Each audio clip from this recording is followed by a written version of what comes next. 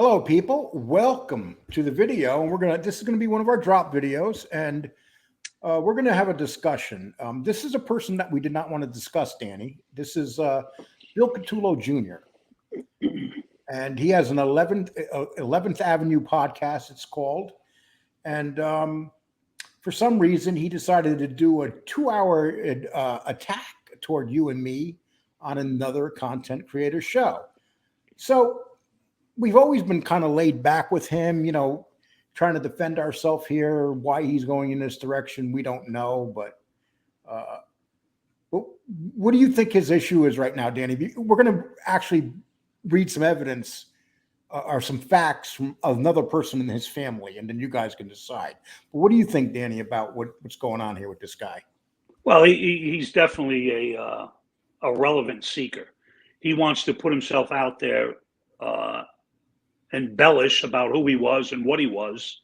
And the fact of the matter, keyword fact, is Bill Cutolo was nothing but a do-boy. And we're going to let you in on some secrets by his family that goes to that fact. Bill Cutolo was never proposed to be in any mafia. Bill Cutolo was not a tough guy. Bill Cutolo was a drug addict and an alcoholic pretty much his whole life. And this article that I'm going to read, and people, please get ready for some reading, it's his sister, and they call her Cricky. I don't want to say her real name. And Cricky basically makes she's the oldest sister, and she's going to tell us the real story about Bill Cutolo Jr. Pretty much in this article, right, Danny? Yeah, the reason she's going to say what she says is because she wants to tell the truth about her brother. Her brother gets on all these podcasts, and he spews this rhetoric of who he was, what he was. He was a tough guy. I don't think Bill Cutolo has ever been in a fight in his life. And if he was in a fight, it was with 9 guys behind him. So she's definitely going to speak to his legitimacy as far as what he says and who he thinks he is. Yep. Well, let me start here. This article starts. I'm not the name of the article and stuff. I'm not going to put that out. You guys are going to have to find it yourself. I'm just going to start it right here. I don't know Bill Jr., so this is not firsthand info. Rather, it is from his sister, as noted, who loved her father dearly and were very closely associated with the private Catullo family events to which no one else has privy. Having a forum to expose their brother is very cathartic for them on a personal level. They have told me. And here's the first quote. And I'll stop between these type of quotes, and you can put your opinion in there, Danny.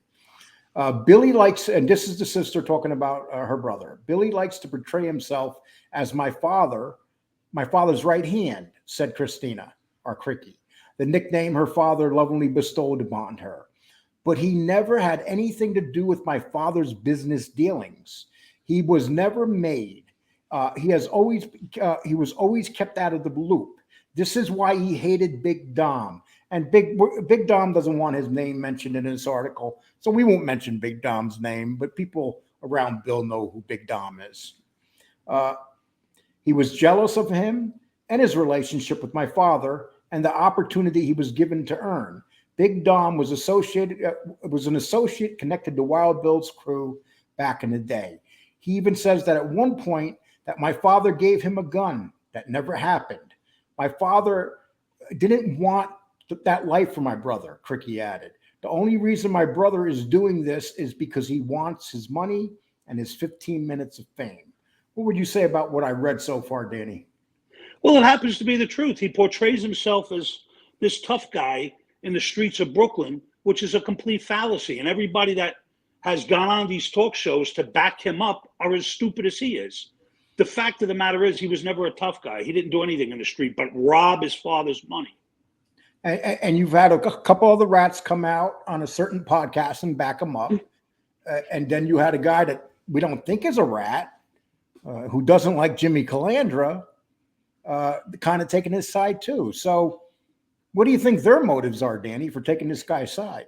Well, again, they're trying to build up a guy that has no legitimacy. And, these guys are putting themselves out there talking about a guy that did nothing in the street but steal from his father.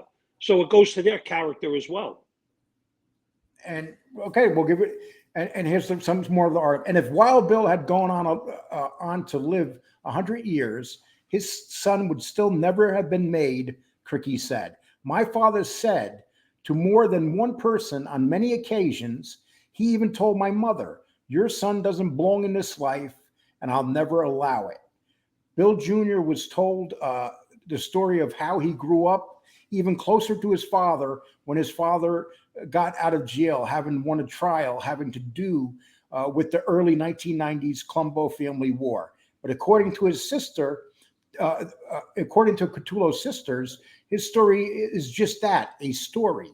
When the father came out home from prison after winning his case, my brother was disappointed because he knew our father would soon find out all that his son had been up to, like stealing from him, by taking any monies that were collected on the father's behalf.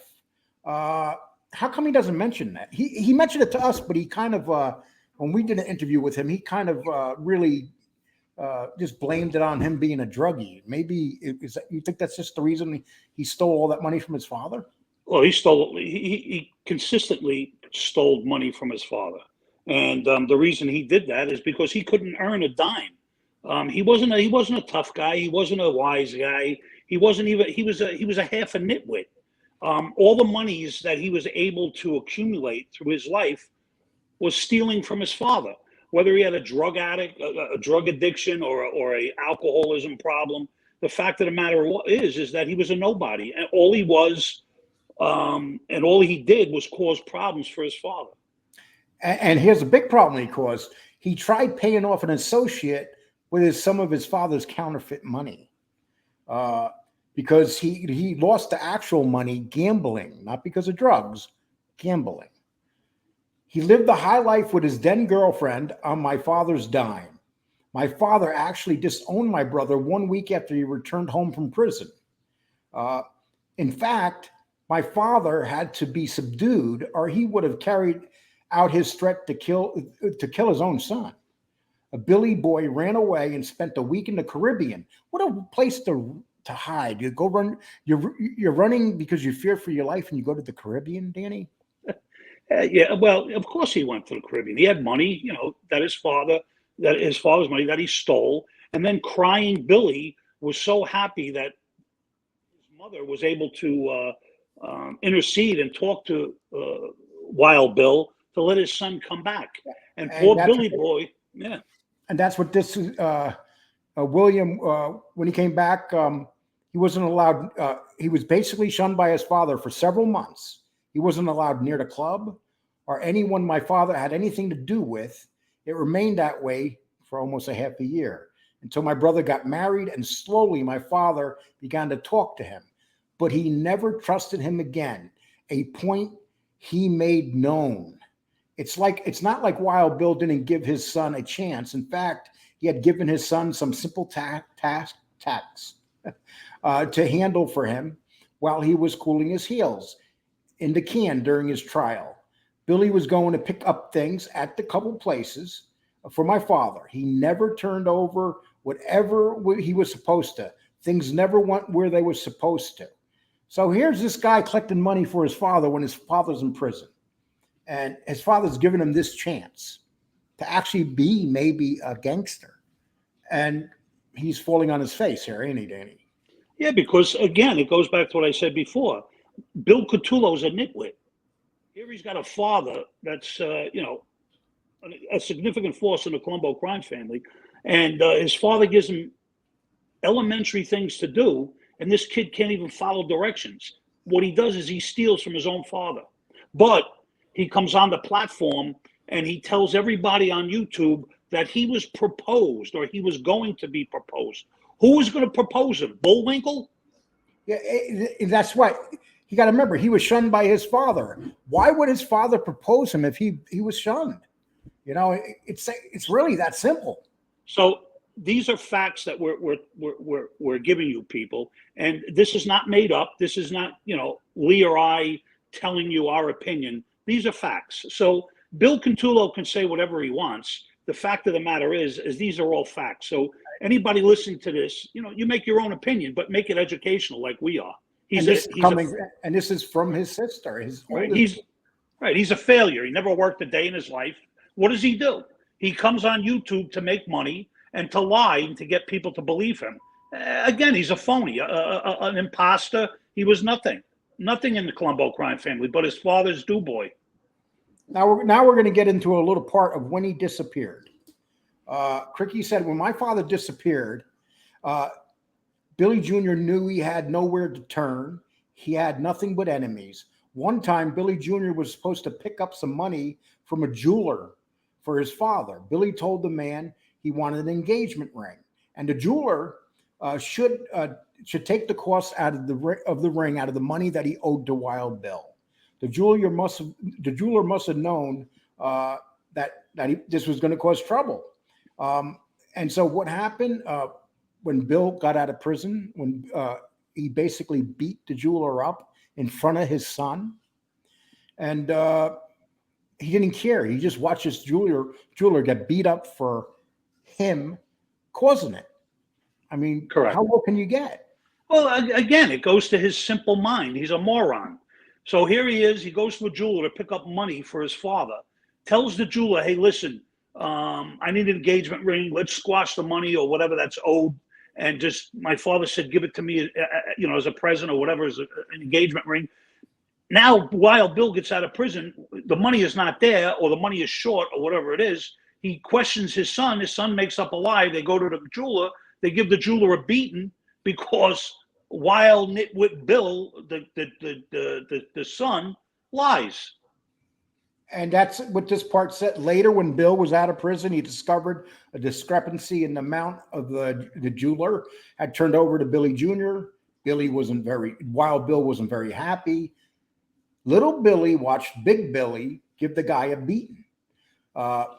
Billy Jr., as I write these words, is talking on my television set in an episode of Mobsters about Carmine, the Snake Persico, the main man responsible for killing Wild Bill.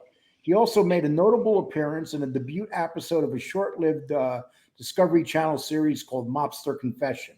Boy, he likes to appear in these things to quote with about mobsters when he wasn't one. Right. Yeah. He seems to feel like he has that right to go on and lie, and everybody believes him because they know he was Wild Bill's son.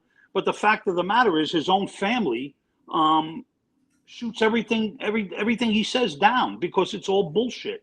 And now we're going to get into the wire part. The first episode detailed in the story is Bill Cutolo's Jr. effort to nail Colombo family members who had whacked his father. Billy's first sentiment upon learning his father had disappeared was to swear vengeance. 3 for my father, he said. Basically, he's threatening to kill these people. And now he's also saying that he threatened Jackie DeRoss. And we heard that he ran up to him and then decided not to hurt him. And another story that's made up, and we'll get into that. This is Jackie DeRoss right here. Give us a little details about Jackie DeRoss. Well, he was an important figure in the Colombo crime family. Him and Alley Boy were close, and hence the murder of Wild Bill. They orchestrated it. They were behind it. And, Wild Bill's son, Billy Boy, said that he was going to kill them. And he knew he wasn't going to kill them. The best thing for him to do was rat, because he don't have balls. He's a complete failure. And this is the only way that would make him sort of legitimate, if he did something to get him recognition. So he became a rat. So, and if he ran up on Jackie DeRoss being known in the street, what do you think Jackie DeRoss's reaction would have been if he threatened him? According to what I've heard, that he ran up on Jackie, quote unquote, when Jackie was an old man.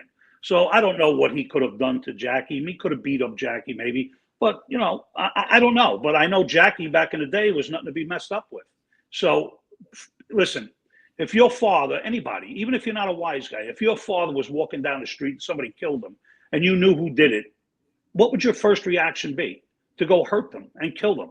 Mine would be that, not to go run to the police and say, because you'd be looked upon in the street, if you're in the wise guy realm, as a tough guy, as a legitimate guy. You did what you had to do. You would have got mad respect, but no, you became a rat, and And that's what you do. we're going to get to the part of why he really wore a wire, and his sister will basically clear this up. DeRoss, in response, gave Billy some time to cool off, then dropped by to see how the Catullos were holding up. According to Billy, DeRoss offered his condolences as a veiled threat to the family. Ultimately, Billy Jr. decided the best way to proceed was not to start whacking the Persicos, and other high-level member Colombo family mobsters. He said he found solace and the right piece of advice and long-remembered words of his father as it related to another story. So basically, he's saying words from his father made him into a snitch? Listen, his father's rolling in the grave. But, to Billy Boy's credit, his father knew he would do this. That's why his father kept him out of everything. He didn't have the balls or the tenacity to be a wise guy. He was just a guy that was lost, and he was part of a guy that he was a son of an underboss. So that's all his legitimacy is. And here's what he says about trying to defend his family. Billy Jr. said, "Let's face it. When it came to my father's disappearance, what was my mother and sisters going to do about it? They weren't in the streets every day like me. I wanted to save them. I wanted to be the one that brought my father home. I knew I was the only person in a position to do anything. My knowledge of the players and how the game is played gave me the means to catch the ones responsible for my father's death."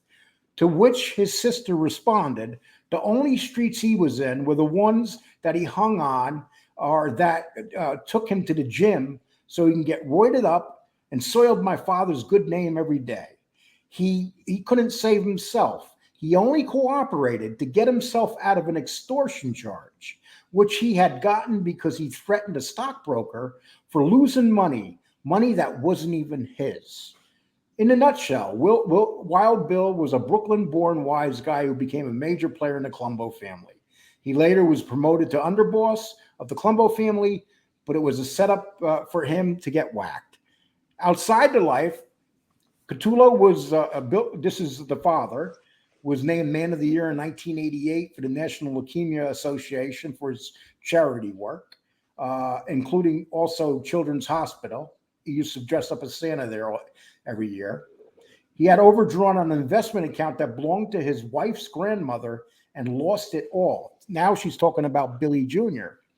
So basically, he overdrew on it, and this is his wife's grandmother, and the grandmother lost it all. Added Cricky, he caught no one. He lost his deal with the marshal's office because of a drug and alcohol abuse. He was in the hospital for a while and underwent shock therapy.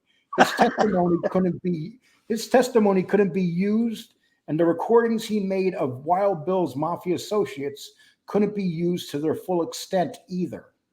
This apparently is the key reason why both DeRoss and Alley Boy Persico had to be recharged. So his testimony was so bad they had to recharge these guys. Yeah, because he was a Fruit Loop.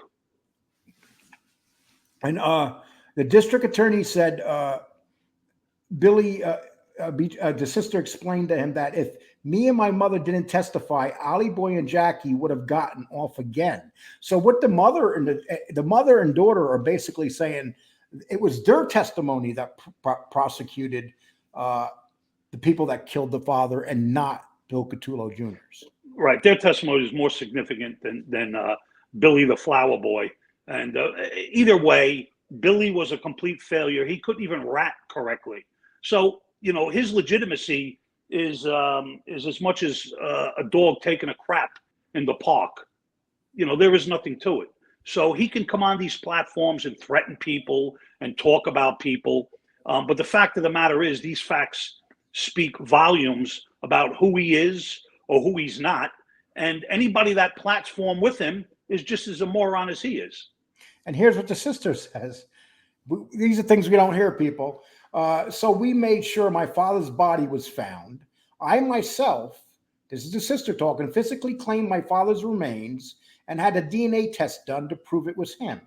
I am the reason my father is resting in peace, and his remains are with my mother. So think about that one. The bottom line, the sister said, is that Wild Bill never trusted his son. In fact, was prone to saying that his daughters had more of his spark than anyone else in the bloodline. With the father dead, Billy Jr. was concerned about money. The sisters told me Billy Jr. borrowed and then stole from his own mother, and eventually realized he was able to earn some more courtesy of shows like The Mobsters. Oops, I'm sorry about that. Okay, let's see. He certainly wasn't speaking for his entire family. As the paper reported from the New York Daily News, a story for you. Okay, this was from the New York Daily News. This reporter wrote it. From deep within the federal prison, ex-Colombo hitman Joseph Capitello, is that how you say his name? Campitello. Capitello, okay. He sent an extraordinary apology to the family. And basically what he did is he apologized for killing the father. Capello's apology was readily accepted by the dead man's son right away. And recently he's admitted, Catullo Jr., that he's even trying to get Alley Boy out of prison. And these are the guys actually responsible for the death of his father, Danny. Listen, let me just tell you this. His mother passed away a few years ago. They didn't even tell him his mother died. He had to find out it from somebody else. So how can his siblings have any love for a guy that did nothing but rob and lie his whole life? So they basically have nothing to do with Billy Flowers, the liar, and the embellisher, and any word you want to fit. Anybody that listens to him, you got to be a crackpot, because he's a liar, and we know he's a liar because these are all true facts that we're presenting to you. So let him go on and threaten me and threaten Lee. He's going to beat me up. The guy can't take a shit right. So anytime he wants to fight me, he can come find me and fight me.